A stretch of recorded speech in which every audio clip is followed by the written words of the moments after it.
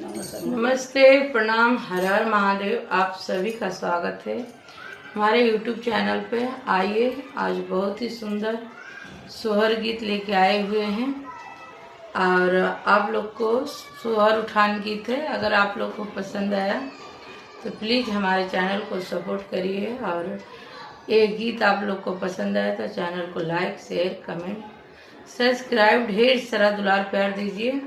Channel को support करके आगे बढ़ाइए, प्लीज आप लोग से विनती बा। हमारा दोनों मुनिया अंगनवा खेला हो